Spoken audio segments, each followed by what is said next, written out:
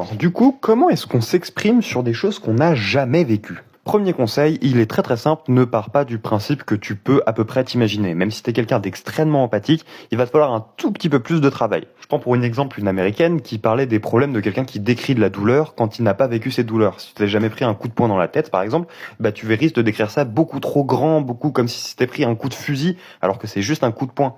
Et il faut toujours avoir une espèce de bonne... C'est pour ça que c'est toujours important de doser. Et du coup, pour ça, il faut du vécu. Et si tu ne l'as pas vécu toi-même, eh bah tu peux le vivre par procuration. Si tu veux parler de guerre, je te conseille d'aller regarder des témoignages d'anciens soldats, je te conseille de regarder des reportages, de lire des biographies, tout ce genre de choses qui sont très réalistes, en fait, très réelles. Pas dire que tu peux comprendre, mais tu pourras émuler, tu pourras improviser quelque chose qui est plus logique, plus réaliste. Et ce, peu importe ton contexte, hein. Quand je dis réaliste, c'est pas parce que moi je fais de la fantaisie, par exemple. Mais si je veux parler d'un soldat qui est allé à la guerre, bah je vais regarder des soldats qui sont allés à la guerre. C'est pas la guerre, c'est pas le type de soldat, c'est pas ça qui compte. Ce qui compte, c'est le ressenti. C'est ça dont je veux parler. En gros, ton meilleur ami, ça va souvent être la chaîne YouTube de Lina. Bon, alors là, je prends un truc extrême, genre faire la guerre, mais il y a des trucs bien moins extrêmes, comme cuisiner des plats d'un pays que tu connais pas.